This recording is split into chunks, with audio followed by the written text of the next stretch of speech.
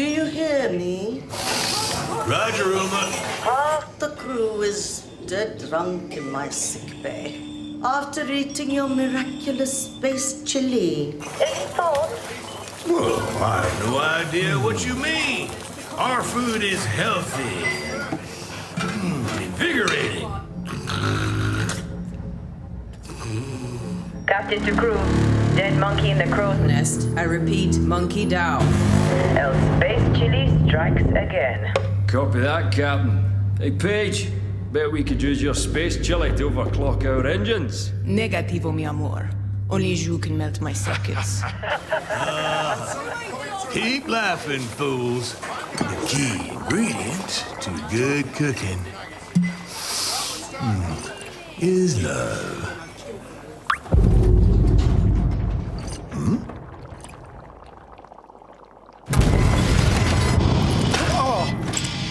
What? Engineering to officers, we are dead in the water. I repeat. Main engines are cursed! Nox, come in. What have we got on the scanners? Jack shit. Nada. Hey, wait. I see something. 3 o'clock starboard. It's massive.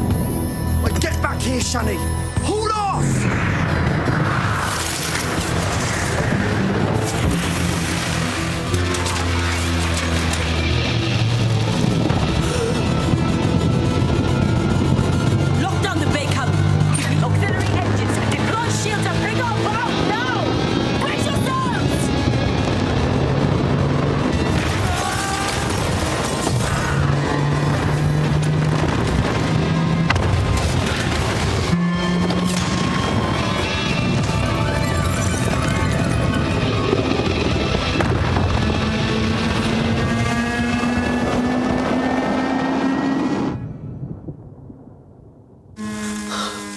Gods protect us.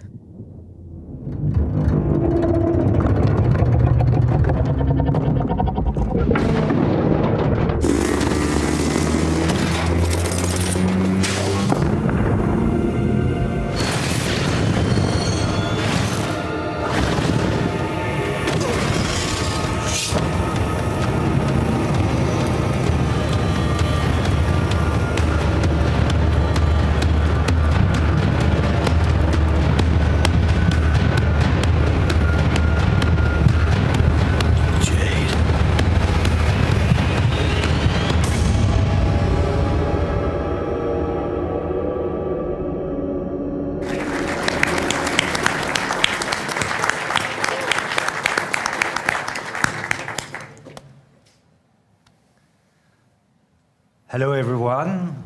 Thanks for inviting us. It's a pleasure to be there and share with you all our experience on Behind Good and Evil 2.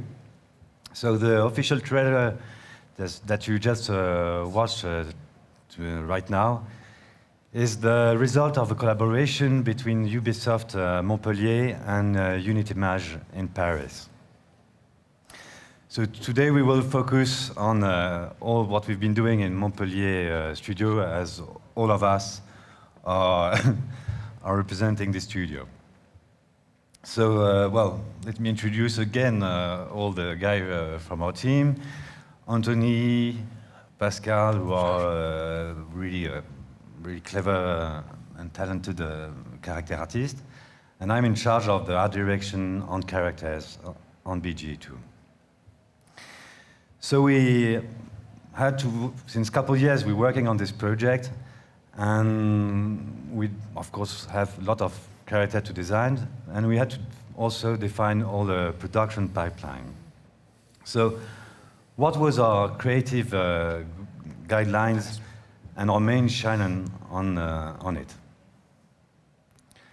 So first challenge, originally, Behind Good and Evil is a cartoon game which has been launched 16 years ago by Michel Ancel.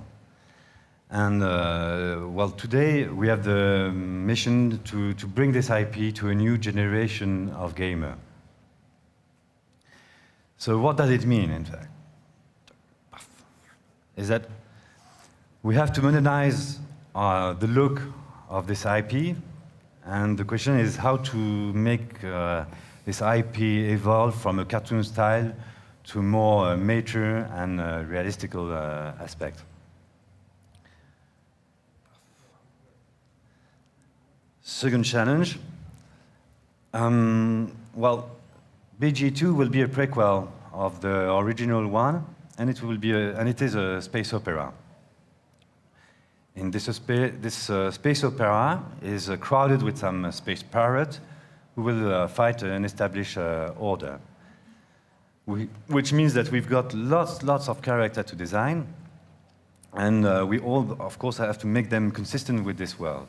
So the player will play one of these space pirates, and he will be able to customize it as much as he wants. So we had to focus a lot on our piracy look and feel, and that's why we've been doing this concept art, just to define our space pirate fantasy. So it doesn't mean that all those characters will be in the game, but it gave us a good idea of what we're looking for. So what are we looking for? We want some diversity among our pirates. Diversity of size, of morphotype, of gender, diversity in their dress style. So this dress style will be based on several Earth culture, and it will be based also on pirate references. And of course, we need a futuristic treatment because it's a space opera. And all this diversity will give a rock and roll tone to our character. But what's so special about Behind Good and Evil? It wouldn't be possible to describe BG fantasy without speaking about the hybrid representation. So we propose in BG, and this is our third challenge, we propose a large amount of hybrids among our characters. So the question is, which look and feel do we want to give them? We wanted to keep clearly their animal aspect, even if there is a genetic mix between human DNA and animal DNA. We just don't want our hybrids to look like monsters. That's why it is so important to always recognize the animal in their look. And then, so you see today all the tricks that Anthony and Pascal are using in ZBrush to get that. As for me, I will focus on the conception part and the art direction part.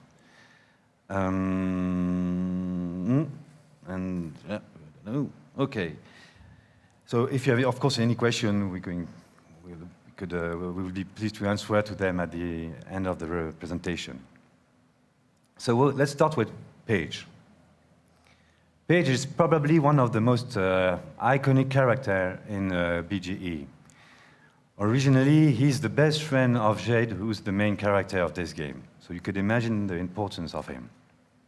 And so our main goal was to bring a new vision of him without destroying the old one. And so how did we do that? First step. We start with some 2D artwork, just to figure out which emotion we want to give him, what will be the narrative part that he will have. And at this stage, everything is possible.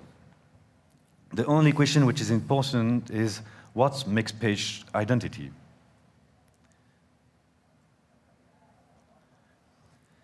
Secondly, Paige got a very long history.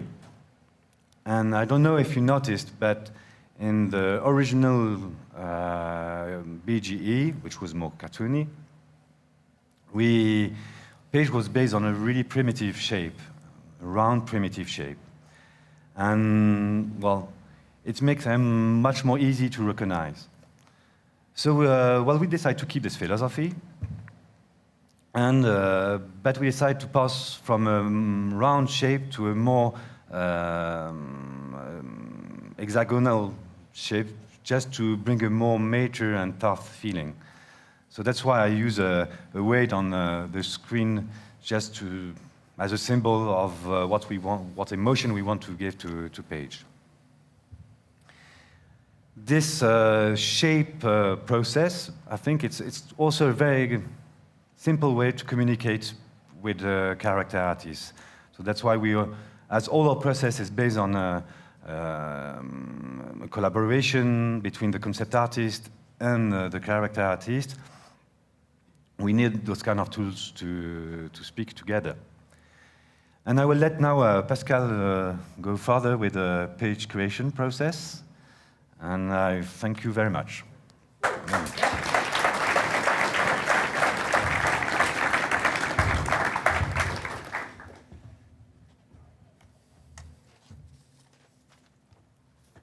Wow.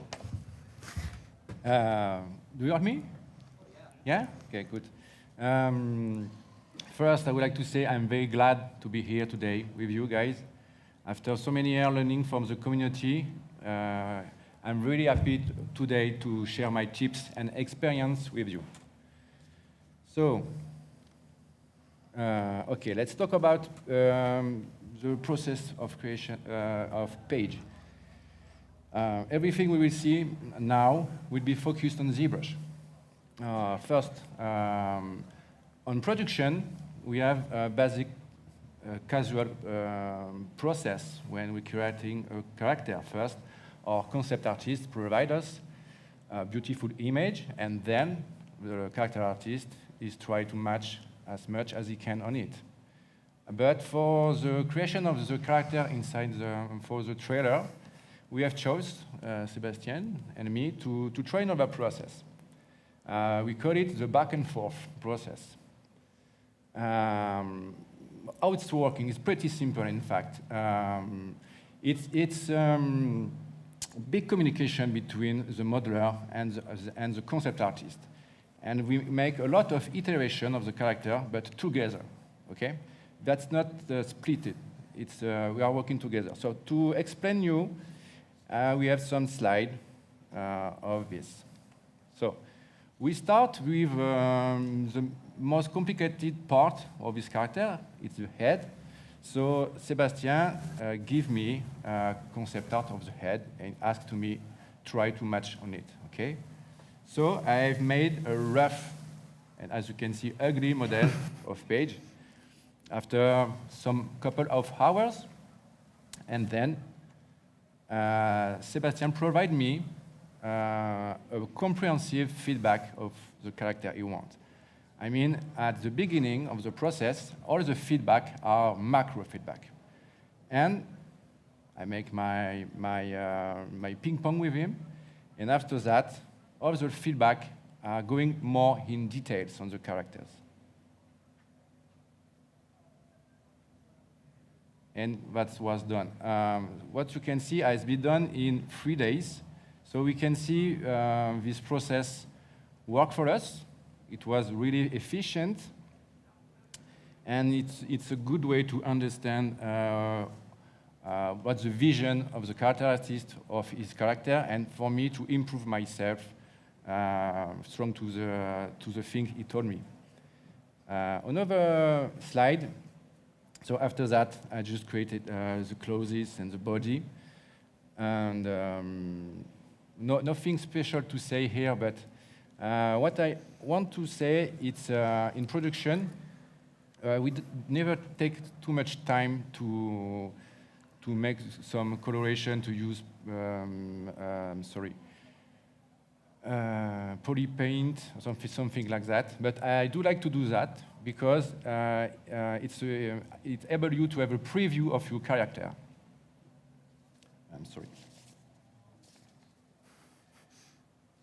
And it gives you the idea of what could be the final render. And at this step, you need to do it very roughly. Don't create any confusion. That's only a preview of your character. And this is the 3D model sheet we sent to Unity Image. Unity Image was our outsourcing CGI studio who created the trailer you see at the beginning of the presentation. And while we are creating a 3D model sheet, I don't know if I speak of it before to start, but okay. All we have to do, it was to provide a 3D model sheet of character instead of 2D model sheet because it's more accurate, and our outsourcing studio was able to pick our ZTL file and begin to start on it.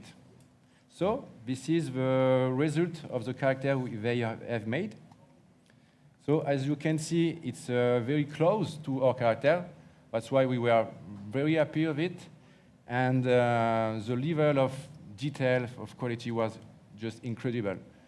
There are a lot of talent with unit image. We are pretty happy to work with them.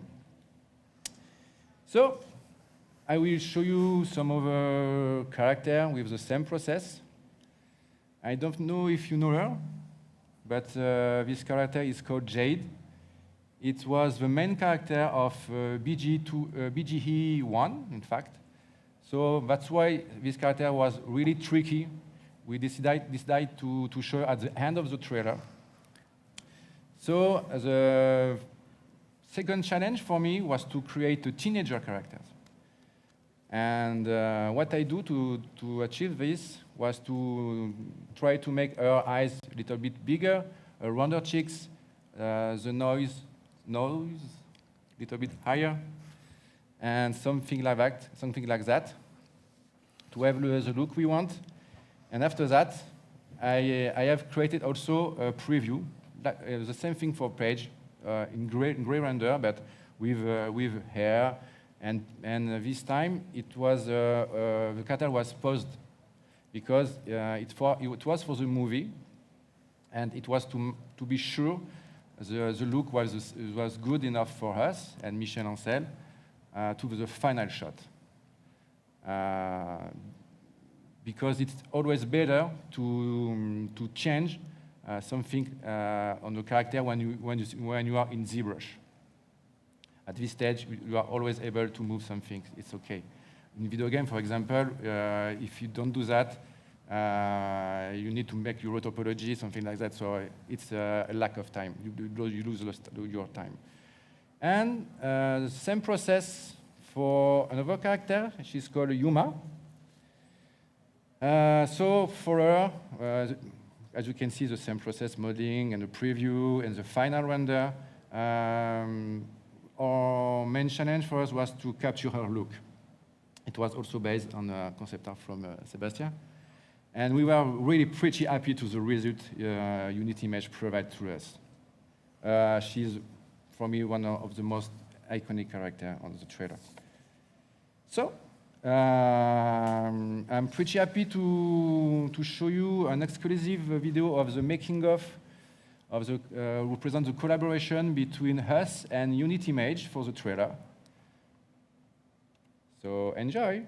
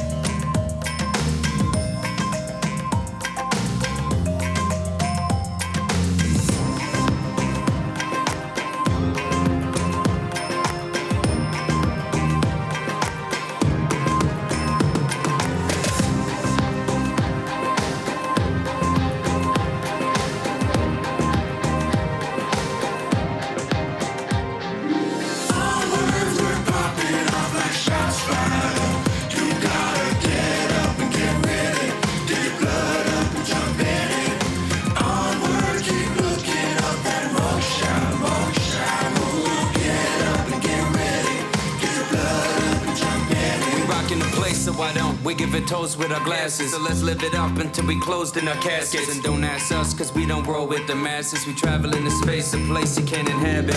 We give it our own sun, we give it our own moon. We know what we're doing, yeah, we gonna have it. You know what I mean, we're pushing the machine. We're moving so fast, this heat is gonna blow a gasket.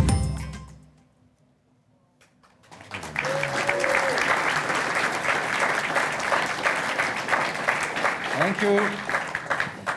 Okay, now I will let Anthony show my amazing work on a special character we have in our games. So Anthony, if you want.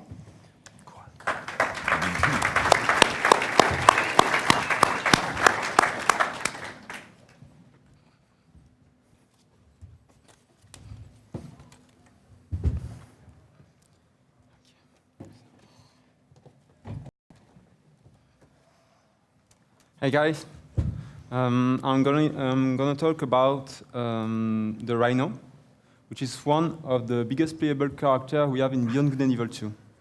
So after the trailers, we adapted our game production to apply the same process we use on characters like Paige. For us, it was a good way to improve the time of production and the quality. So I'll go over all the steps of the character creation pipeline we have in Ubisoft Montpellier. At first, the world concept team was in charge of developing the vision of the world. Is doing some concepts to illustrate the character in his environment. This allows us to understand the role of the character inside the world. To give you more context about the rhinos, they are massive and powerful characters, used in this world of clones to be slaves, working in very tough places like mines as donkeys. And when they are free, most of them use their strengths and their abilities as mechanics to repair and make pirate spaceships. So this is the first concept Sébastien made to give the art direction of the character. And this image allows me to create a reference board. This is a step I think you really need to do when you begin to sculpt anything, especially if you want to do something that looks realistic. Here I picked on the web all images that I found useful for me. References of rhinos, muscles, bones, and shapes, for example, but also more artistic pictures to give me ideas or feeling. My main focus is to make my rhino believable. So, starting from my board, I made a rough model with ZBrush. This version is the first model I sent to Seb after 4 hours to start the back and forth process quickly. One of our best challenges is to make every playable character engaging for the players. So, as Seb said in the beginning, we don't want hybrids to be monsters. And here are the evolution of the character through the back and forth we had with Seb. I usually made anatomical proposition, and Seb gave me feedbacks on more conceptual notion of the character by overpainting my renders. Until we arrived to this version, of which we were very happy.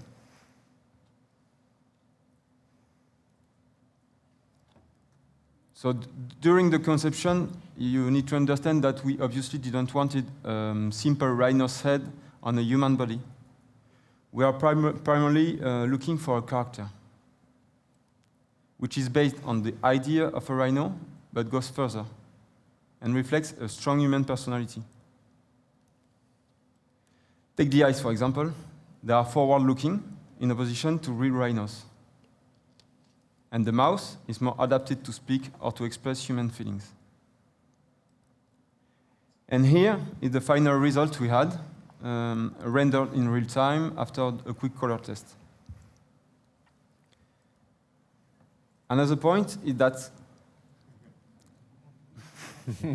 this character has a strong legacy. Rhinos were a fun character with really cool Jamaican vibes in the original Beyond Good and Evil game. And we wanted to have a new interpretation of what this character is 16 years later in Beyond Good and Evil 2. And here's the final model into ZBrush. I will be pleased to show you the model at the end of the presentation if we have time and if you want it.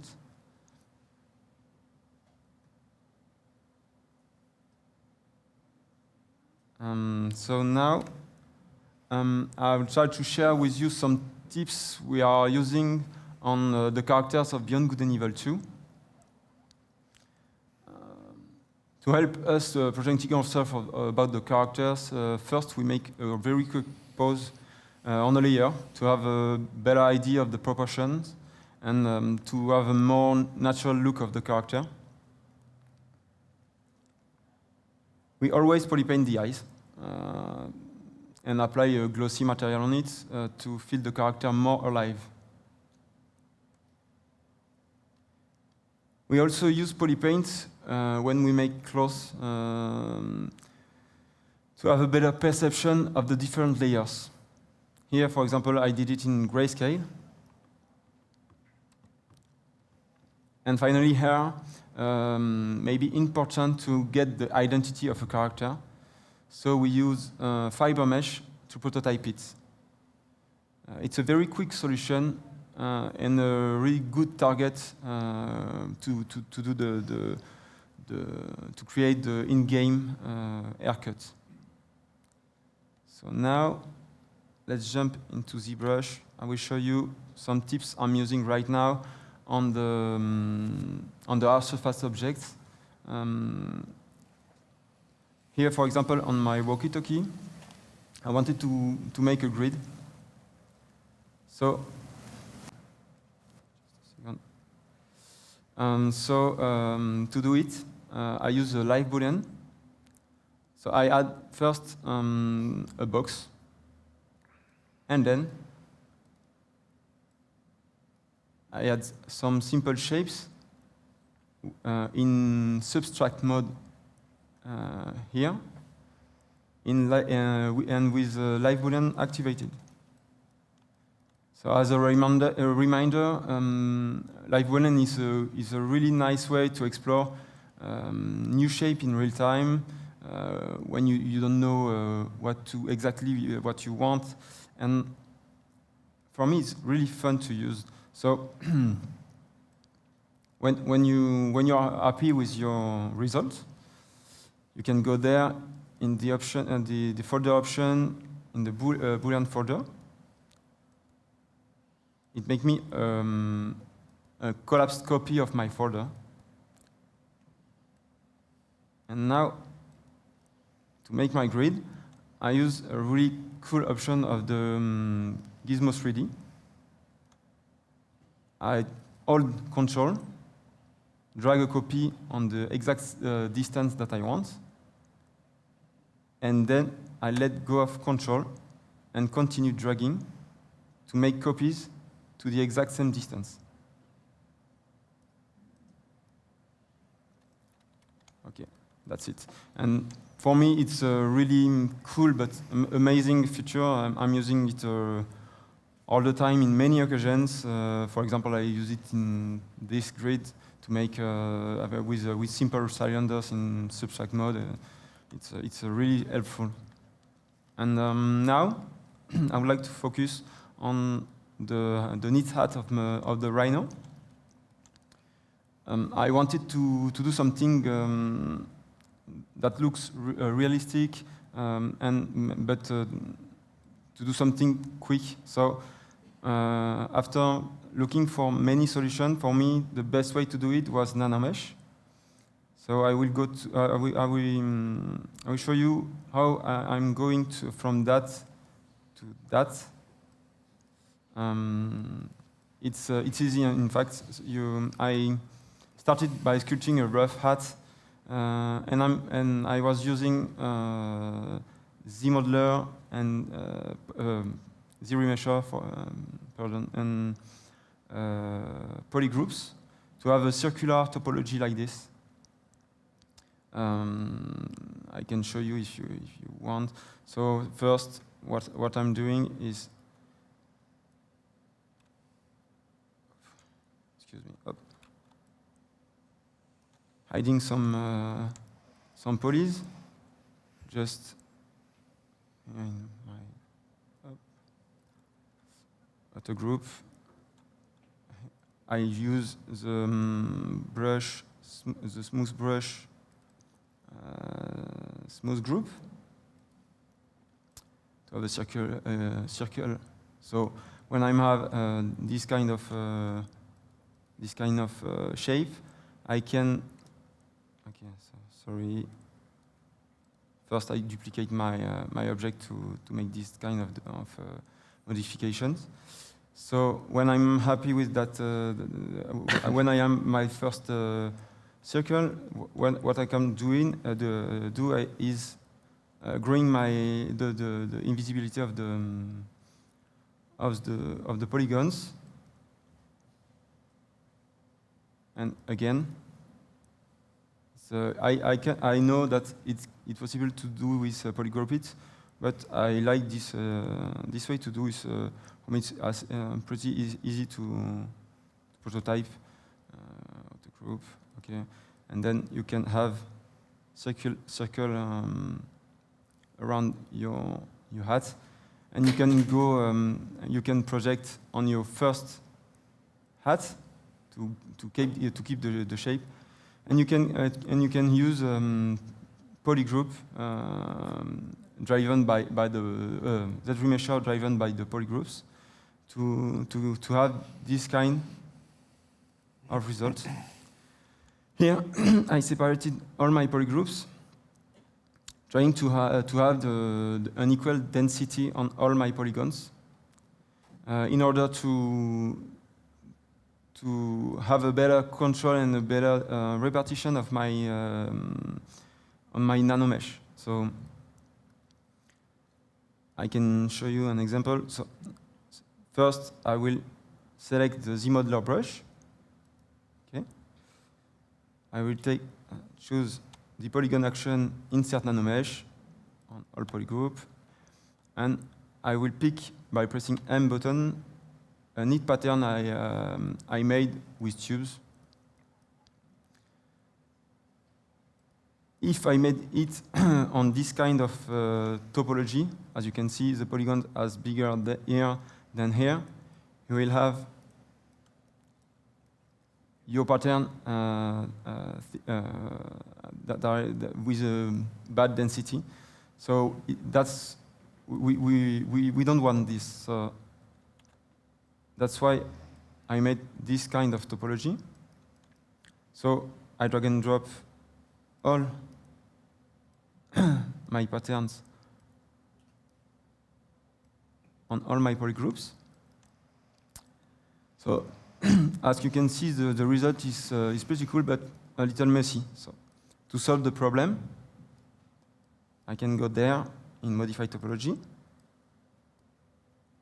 click on Align Edge. Now it's more regular, right? So all I need to do now is to go to the nanomesh panel and tweak all my values. So show placement is to hide your reference mesh. You can change your rotation, the width, even the length if you want. And when you're happy with your polygroups, you can pass to the next one by changing the index here. And again, change your values, etc., until you arrive to this kind of result. So now I'll let Pascal close the presentation with this time a human character.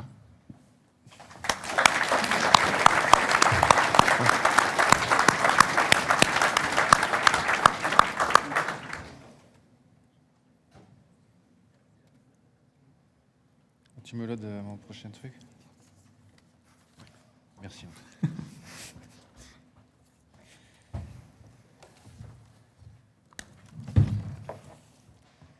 Okay.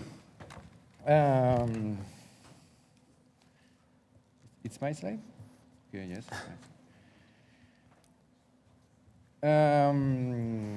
Actually, the trailer are our benchmark for the game. And but we were to be.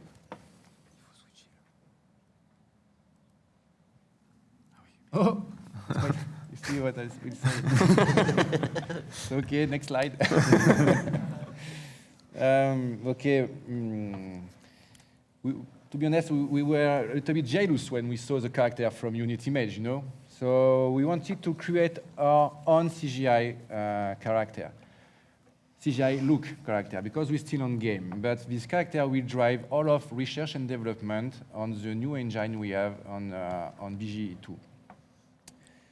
So this character might drive together all our technical and artistical challenge in him. So I will show you the concept art of these characters. This is an amazing concept art from Guillaume Arvieux, and she is an Injat pirate. Guillaume provided me a mood ref of a lot of things for the haircut, for the materials, a lot of things. It's very, very helpful for us when we creating our characters and creating also substance or material, something like that. Oh. Okay, jump directly in the result we obtain after a couple of months of creating this character.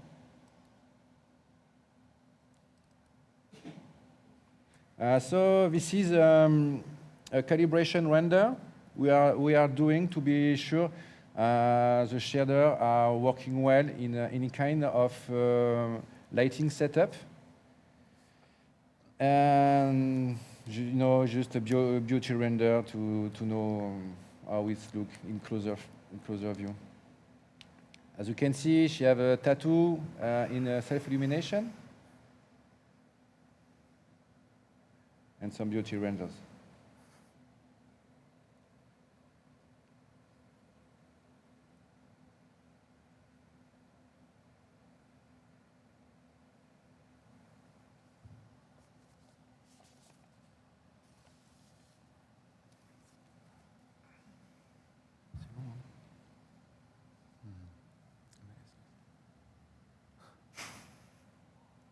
That's all. Okay. Thank you.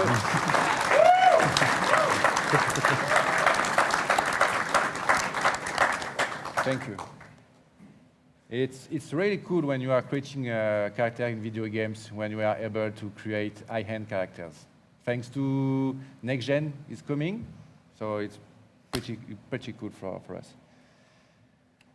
Okay, I will make my sharing of experience of this character, and I will retain only 2 points who were a game changer for me and us, and always focus on ZBrush, don't worry. So, already? Yeah. Yes, texturing XYZ. They make a pretty cool project that called the multi-face channel. It's, for me, it's really an amazing tool, because it's providing no seams, it's easy to use, you can do it in Photoshop, and it will provide a lot of map you need when will be your shaders, your albedo, your specular map, your melanin map, and your hemoglobin map. So a lot of things are really helpful to create accurate shader. Today we will focus only on the displacement map. So as well, I don't know if you use displacement photogrammetric maps, but they are split in 3 parts: secondary to micro details. But as I say, the displacement map was applied on all face. It's not. It's different, but using, for example, Mary with stamp and you place the information of this area, face this area, and sometimes you have some problem because you have seams. In fact, it's not very accurate. So by this way, it was very easy. So my advice is to create 3 layers in ZBrush and adjust the intensity of each layer to obtain the result you want. So this is the shape of my character. I need to clean. I need to clean every details I have on it. I just need secondary details of this sculpt, and after that, I'm using the Texture ISYZ tool to create the detail of sculpt. And to show you how it's working, because as I say, every maps are matching together very well. So this is your albedo. It was tweaked in Mary to make makeup and some scars or something like that. As you can see, the displacement map and the albedo is matching very well. And just here, to finish, this is the final result we obtain to create our skin. Okay, the second thing we think was very important, it was about the scans. To create realistic character, you need to use scan, obviously. You can do without scans, but it's pretty more difficult. To be honest, using scan depressed me. Like perhaps you, I don't know. For me, it's just a lack of time of cleaning or something like that. At the end, you never have the character you want. In fact, you pick some information from people you can meet in the street. In our game, it's okay if you want to create a crowd, people, no problem for that. But in our game, we want to create bigger-than-life characters because we have a little amount of clones in our own universe. So we want to have very different characters. So we have used scan at the end, but we tweaked them. So this is an image to explain you and show you the difference between all versions of character. It was a good way to experiment some things when I create these characters. The first version at the left is a very fast version of the character. She was done only to match on the concept art we have, and after that, we have choice the most closest scan we have on woman, and we put the scan of this character. And as we can see, the character look more realistic, but is not. You don't remember this character. It's not this kind of character we wanted. So we have tweaked at the left, at the right, sorry, the final version, and it was tweaked in ZBrush by the end, and it was working very well. Now I would like to show you some other experiments we have done here. We have some tools at Ubisoft to mix some scan, and that's working very well. But actually, at Beyond Good and Evil, we didn't have this tool. It's not ready. So I've tried to do it in ZBrush, and that was working not so bad. If you want to have your first intention of character, it's okay to do that. So I will load. I can delete your things. Thanks.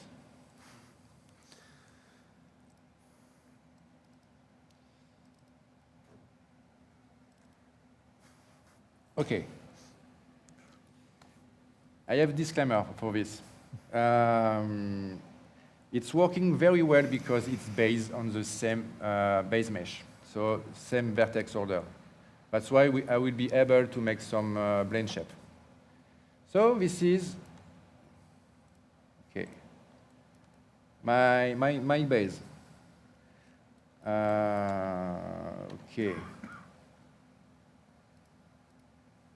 Fuck. Up. Yes, I forgot to say that, but this character was done 2 years ago. 2 years ago. And it was pretty cool, but we wanted to update this guy.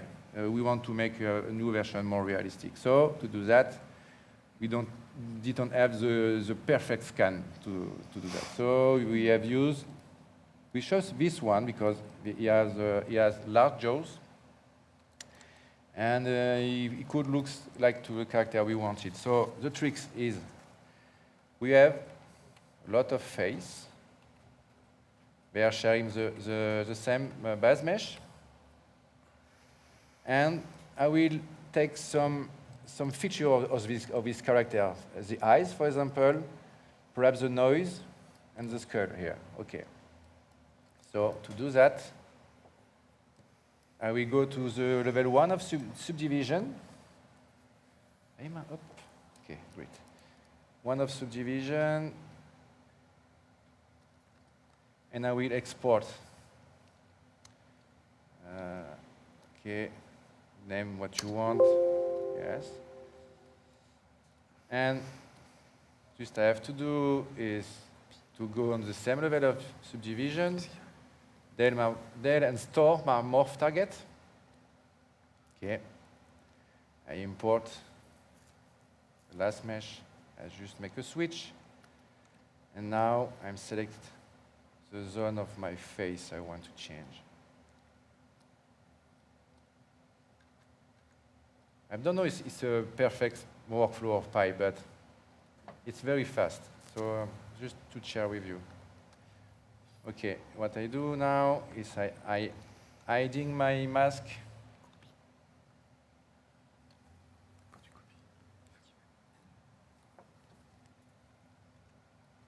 Make a symmetry.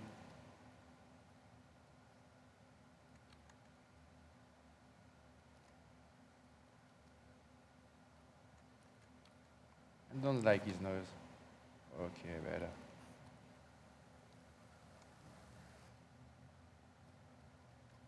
I forgot to duplicate my subtools. That's what you say. I heard you. Thanks, Anto. Okay, that's not a problem. I do like to do another things. I duplicate my old version just to see what's the difference between the old and the new one. Okay, so character looks quite better, but I want to change his mouth. As a reminder, character and target is more like that, you know, a bit angry. So we take this mouth to do that. Because all the shape of every face are not placed in the same, are not placed in the same way. I just think before, if I want to change the mouth, to be sure the mouth is placed at the same place. So to do that,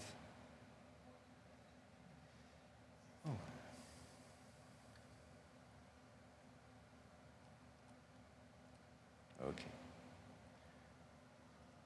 Same thing. Export.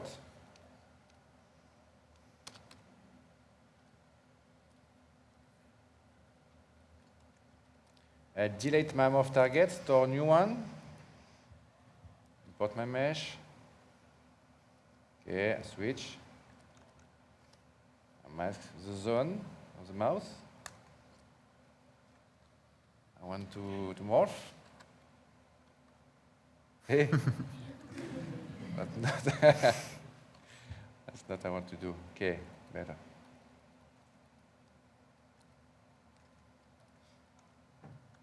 And you know, very quickly you are able to change the shape of your character. What is cool here is because you have worked on the low level of subdivision, you keep all your details of the original character.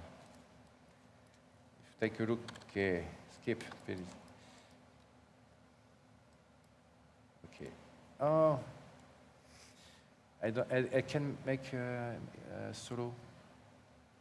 So okay, it's not a problem, but the size of because you have a screen strange screen, the size of the, I need to restart peut-être. Yes, transform, okay. Ah, you have solo here? Oh, I learned nothing today. Solo, just descends un peu, tu la presses. Non, remonte. Remonte encore un peu. Voilà, juste ici, descends. Voilà, descends. Côté. Yes! I learned something. You know? No? No, you don't know. Okay, so I'm able to see the difference between the two versions, okay? I can, do we have a little bit time? Yeah, you're good. I'm good? Good. We change, I would like to change. Ah, I have my note. Ah no, I don't have my note. Qu'est-ce que tu cherches? Elles sont dans mon sac. Je te le cherche pour ça. It's okay, we will try with another one. I think he is cool. These areas are cool for him. Or perhaps him. Mm-hmm. Oh, this one. Okay. I will take his hair.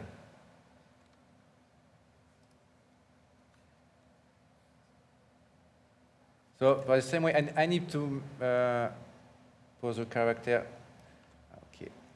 Tick. Solo. Yeah. The skull are not in the same shape, so I need to make some adjustments. If I do that, I will have less modification to do later. So, export. Basically, it's the same. It's the same thing. So I will jump in another things. Export. Okay. Yes, I know what. So I delete my store target. I store a new one. I import my model. Switch. Mask. No. Okay. Oop. Oh my God.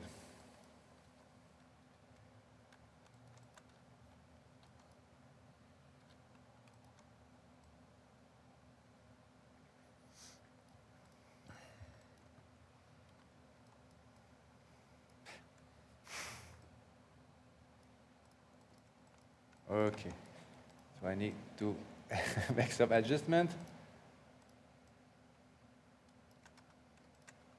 Perhaps I've moved my model too much. It's not a problem. But what I am showing you now, it's just a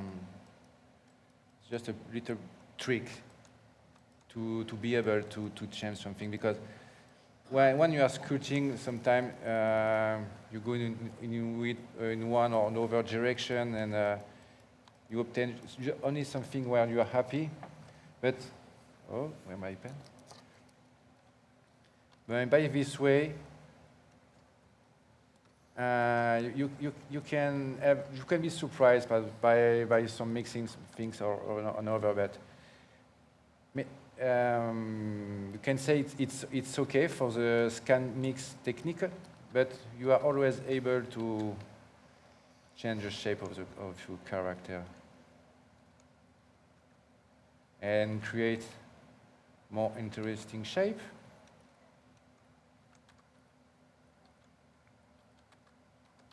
The goal is to not go too so far in terms of level of subdivision. But if you use my process for the engine pirate, you will be able to add details with the multi-map channel. But here we have already some detail embedded in the scan. So it's a little bit different. As an example, what I want to show to you is this character is not the better character on the world, but is really different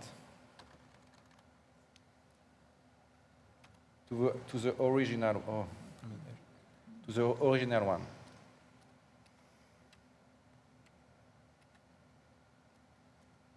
In a quick amount of time. And you are able to do something just to finish, as you can see, around the eyes.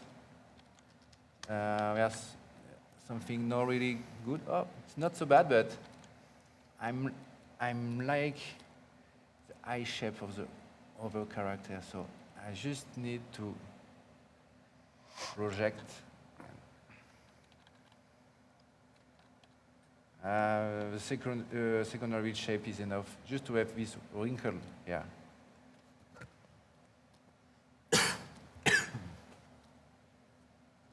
Yes. So, what I like with ZBrush is for the same goal, you can use a lot of amount of technical, okay?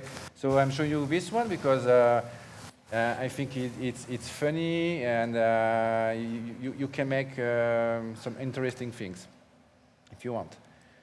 But all for my scan, tweaking. And I would like to show you another thing. And it's,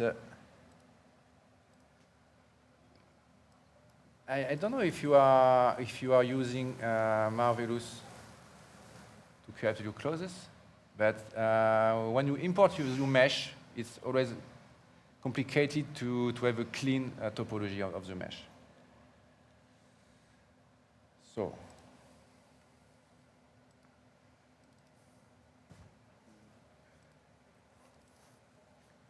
when you import your mesh in ZBrush, we have this thing. Okay? Oh, okay. That's a good size, and not problem.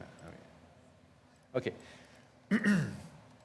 So as you notice, you will have a lot of artifact. If I'm subdivide my mesh now, I will have some troubles when I will sculpting. You know, these kind of things.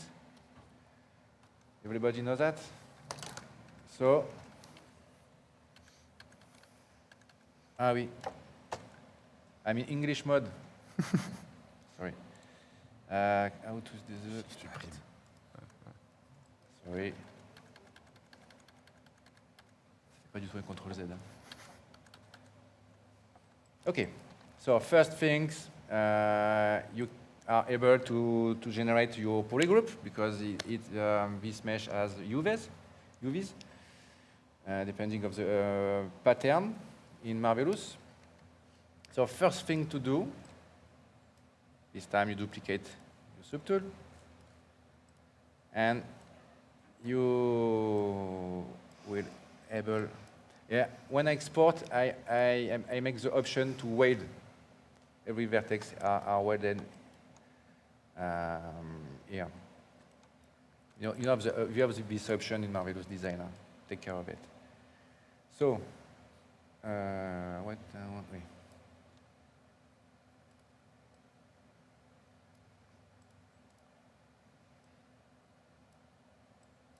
ZRemesher, yeah, you are here.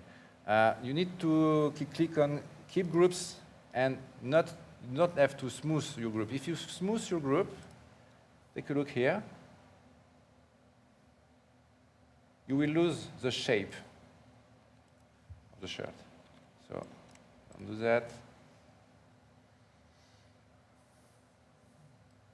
And that's quite better.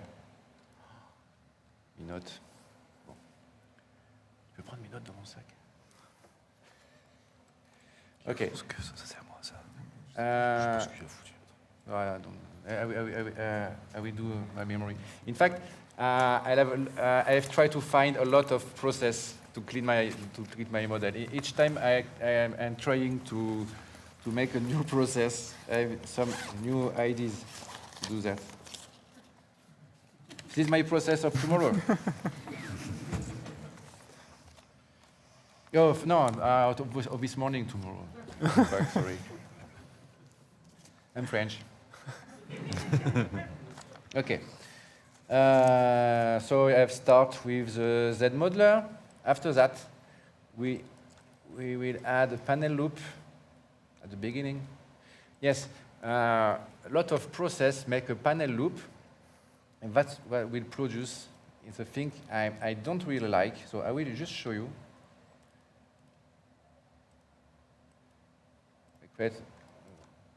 Imagine I do that in better way, but when you will manipulate your mesh, sometime you will have this.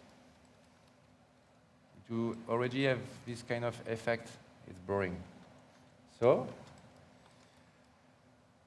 what I've done is to, in your groups, and to not have this effect and regroup loops to have the same polygroup on the shell.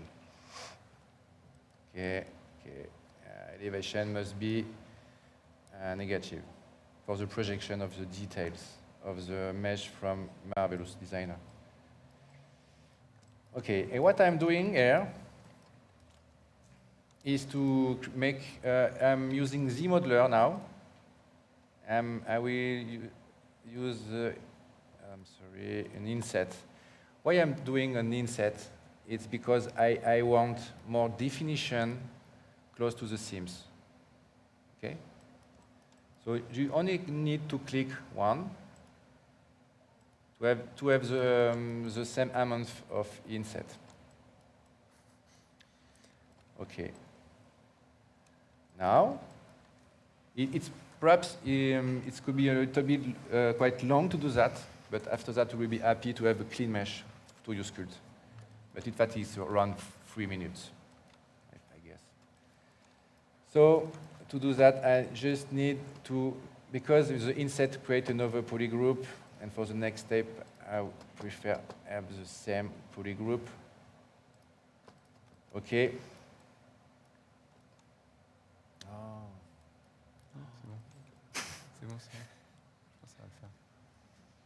Problem. What I make here is to create an inset again. This time it's for the optimization of my model. If I don't click on double face, because this shot is very close to my model, I don't need to have mesh in the opposite way, because my model will be very, very high in terms of polygon. And so delete hidden. And now, what I want to do is to crease by polygroup. I will crease here. Another trick is, I don't know if you know the crease level, but when you will subdivide your model, they'll make a hard edge, even if you have 15 level of subdivision. So for close, that's not really good. What I'm doing is to put the crease level to 3, and I will show you what's the difference later. And what I'm doing next, yes, I'm hiding this part. No, I will do it most. In fact, when I find my panel loop, I just need to have one edge. So I'm deleting now. I'm sorry.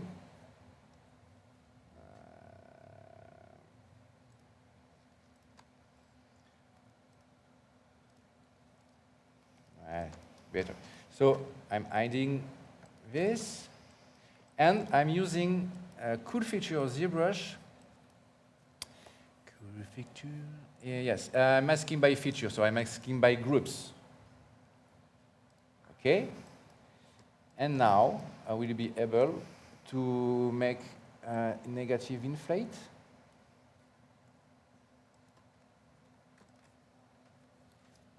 And if I subdivide my model, you notice that it's very sharp here.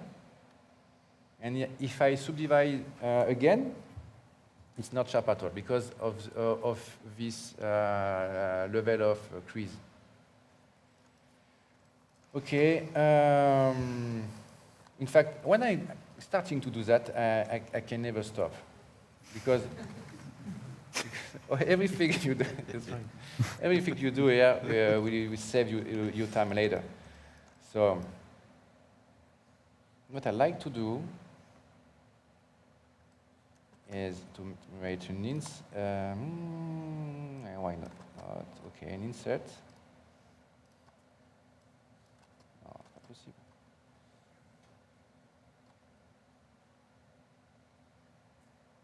Okay. Oh putain, je sais plus comment je faisais. À l'intérieur, c'est bien. Je ne me rappelle plus. Comment je faisais? Ah oui.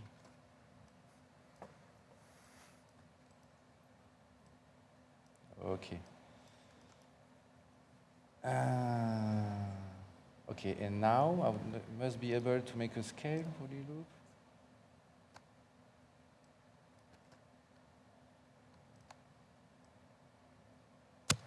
Okay, and okay.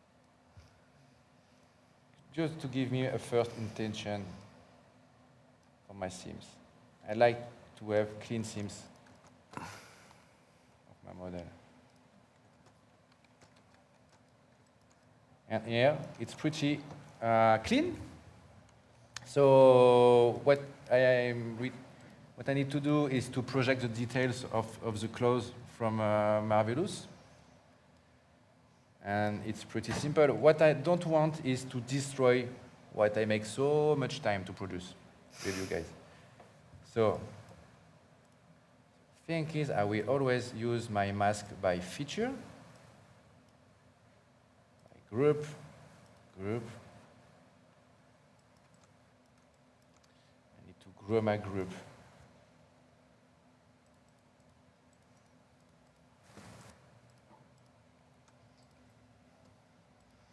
Okay, it's cool. And here, I just make a crease. Here. Subdivide, okay, and make a fast project hole. And that's all. Your mesh is clean, and it's a pretty good starting point to create to begin to sculpt your clothes. But I don't know if we have 1 or 2 minutes more. Yes, of course, great. 7 minutes more. Yes. Yes. Okay. What I it's too much. What I like to do is to 6 minutes. 6 minutes.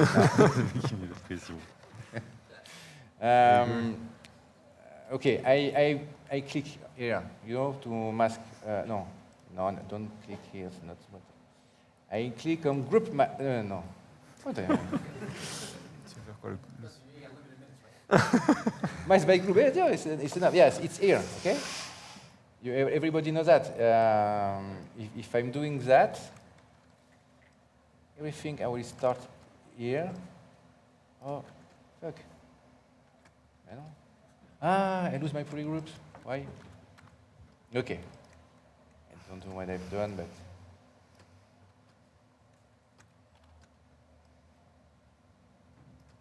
I need a pen. I have a lot of options now. Oh, I know. Yes. Yeah, dynamic subdivision is activated, so that's why my sculpting process was so long. Okay, so you can sculpt different kind of seams. And you will be able to use, I have my light box. Brushes. Yeah.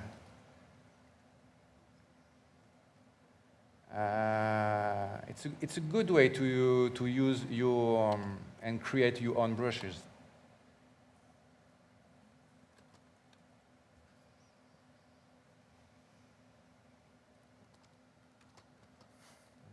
Good way.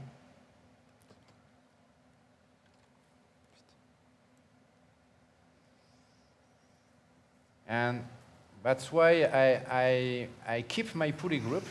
I'm able to add themes in another way with brushes this time and to have sharpen effect. Okay, this time it's finished for this part. So you have a nice topology of your model. It's working very well. That's why I'm using it's my all-day tricks. So I hope you enjoy this demonstration. It's finished for us now. But yes, thank you.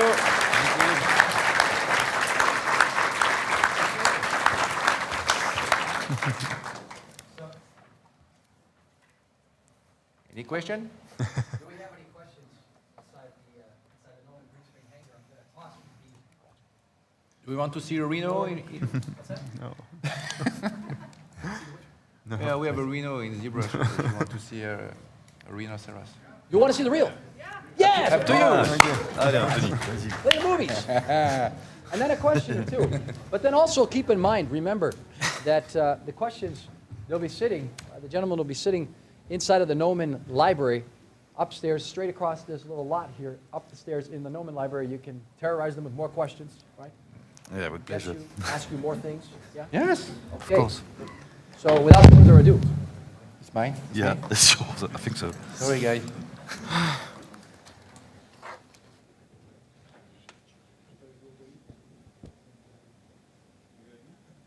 Oh, okay. He asked, you heard me? I said no. Can you hear them? Yeah. You can barely hear me. No, we don't hear you, I think. No, okay. It's not I did, didn't I? Okay. It's a huge model, so that's why we don't show it during the presentation. But it would be cool to see it if you have any question of the creation of this character. It's loaded there. Yeah. Just gotta turn the solo off. Okay.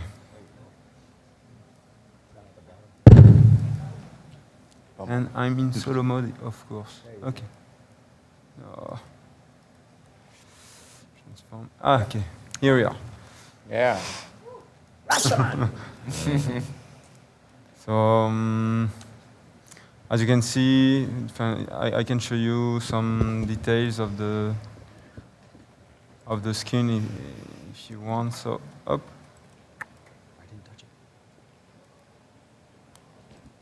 We also use live body end to prototype our jetpack. Yeah, of course. We do it for guns or something like that, so it's very quick. So that's it. I think. I will try to show you some skin details. So.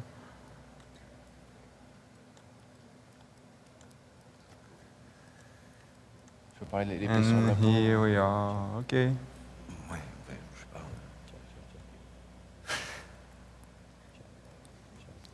So thank you. Yeah. Okay. All right.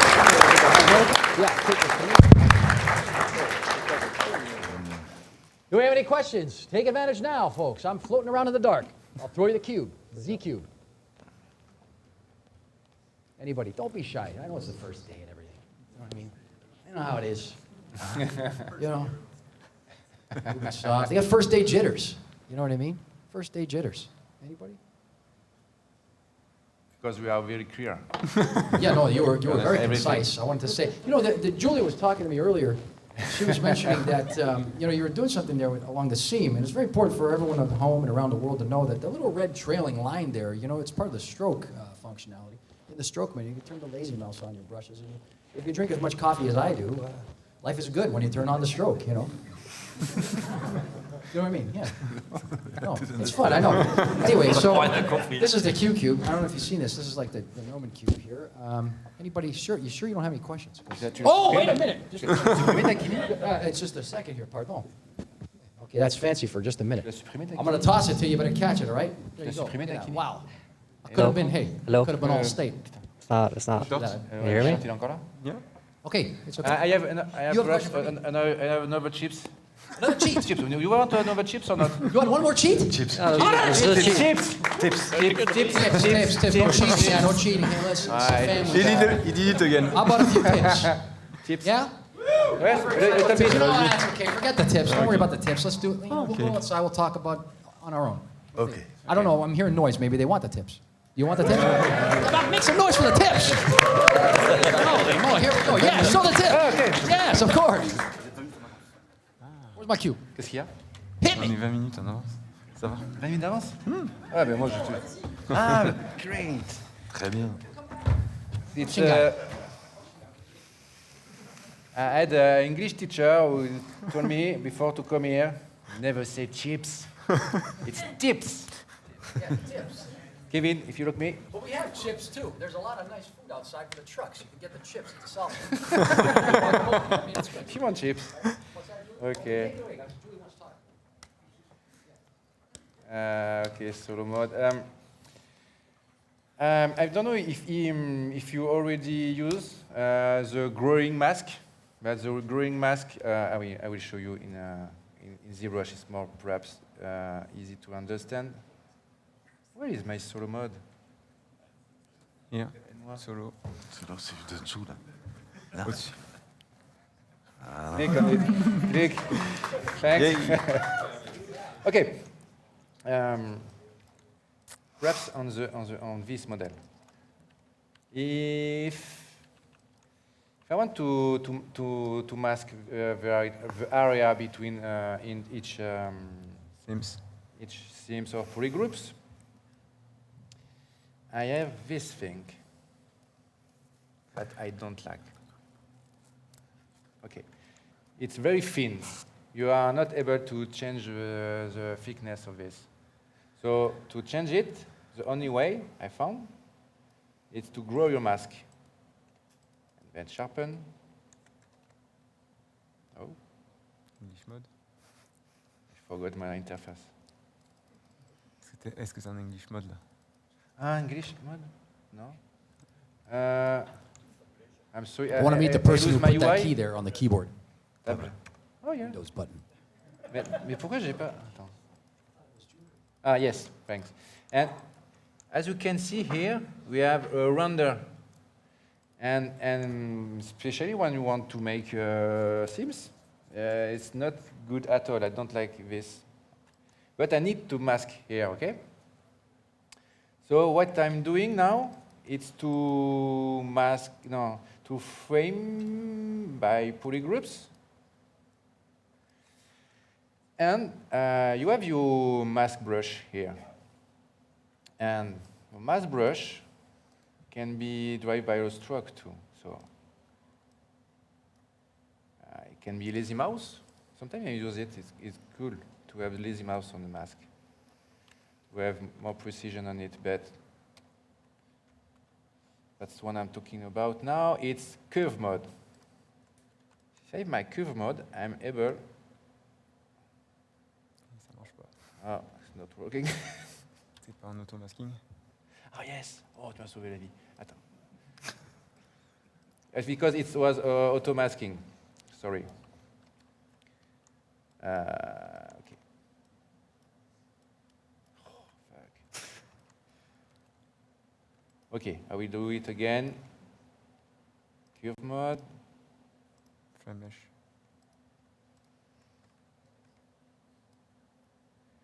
Here we are. Okay, but it depends on the size of the red corner.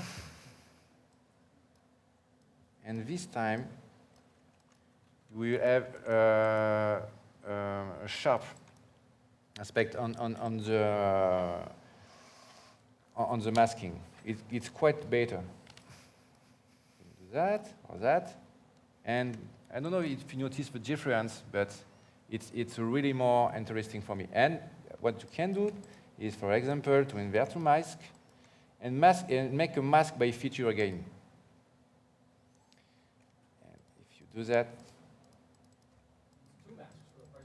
yes, 2 masks. Yes. You will see it's very, Oh, my brushes are not working now, but sorry. And I'm able to make an inflate or something like that. Oh, that's too much strong, but. But to play with this, to have your mask, and in the area where it is unmasked, make a mask by feature is very great, really great. But before you need to blur your mask. My keyboard is not working now. Yes. Non, il faut que tu. I have some troubles. Sors du cœur mode. He's pas du cœur mode. Mais non, j'ai pas de cœur. Ah, si. Okay. You need to click again of cœur mode. Okay. So mask by feature again and blur. It's okay. It's pretty simple way to inflate and have your seams on your mesh, on your model. But what I have to say is, okay, sorry. You can use your mask brush in a stroke mode. And thanks to the frame mesh, you can do very accurate things on your model. That's why. Thank you. Merci.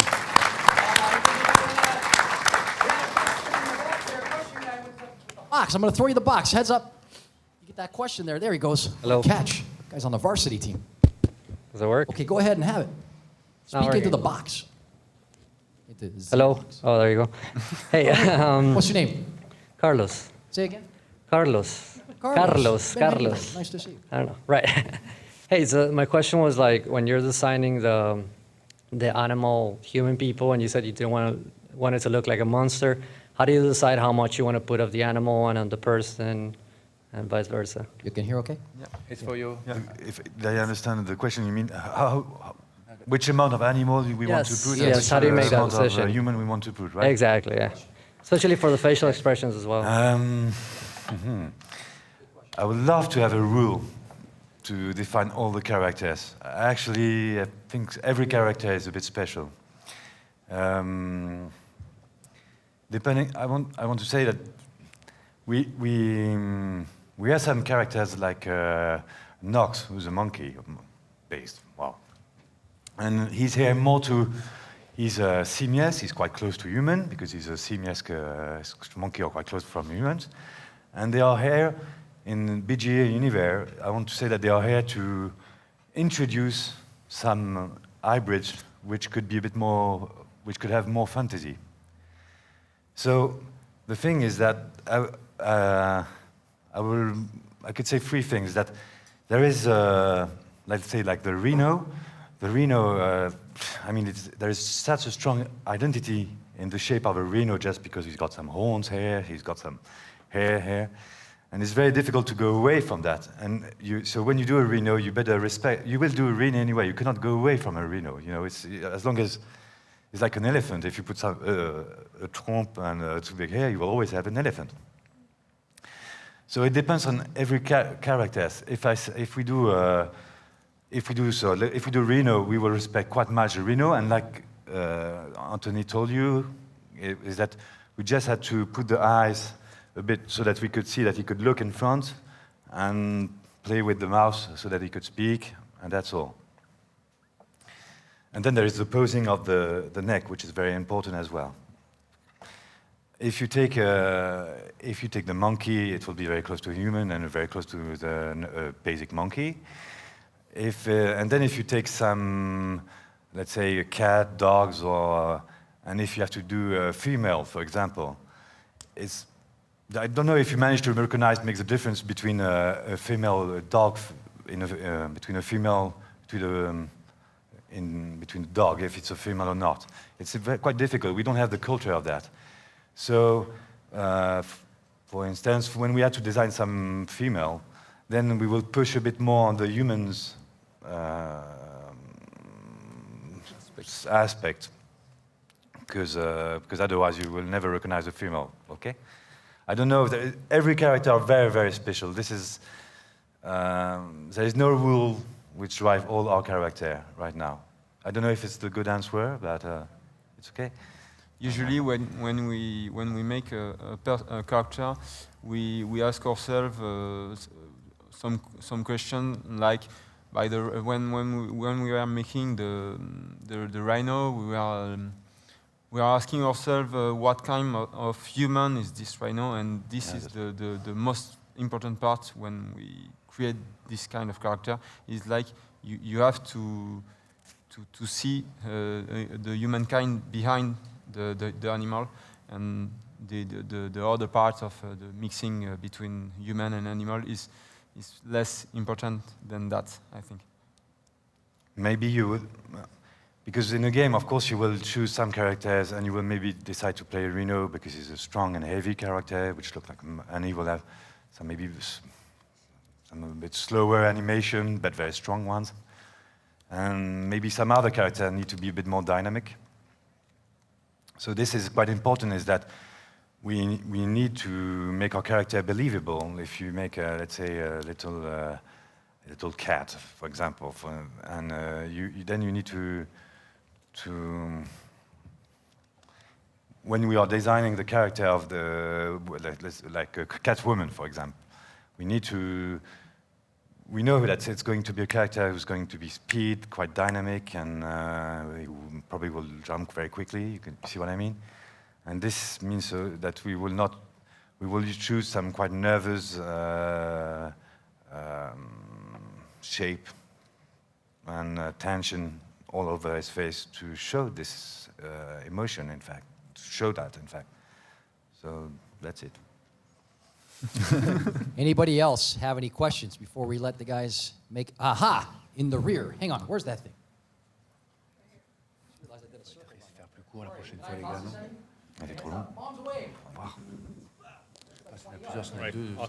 Another life coming. Do you hear me? No? Go ahead. Boom, boom, boom. Oh, yeah. All right, so amazing tips. State your name. Thank you. I actually have a question about the hat. So after you use nanomesh to create this beautiful detail. All right. Thanks. Yeah, so how do you make it production ready, like for the animation and everything? Because after you do the nanomesh, it's like 2.5 mil, 3 million hat. Sorry, right? I didn't understand your question. After you finish with your nanomesh, right? Do you do any further steps to optimize it for? Yeah, of course. The goal here is to have our art in the best way. We could make that kind of hat with some texture in games, but I think in that types of hats, the quickest way was to make it that way. But of course, when we are making video games, we are obviously need to make our character light, and we have to make some rotopo on the top of that kind of mesh, of course, yeah. Okay, cool. Thank you. Fine question. Maybe we'll take one more. Oh, I saw you first over there. Catch. Hello. Hi. My name is Mario, and I have a question about the UVs. My name's Luigi. What a funny thing. It's at the same time.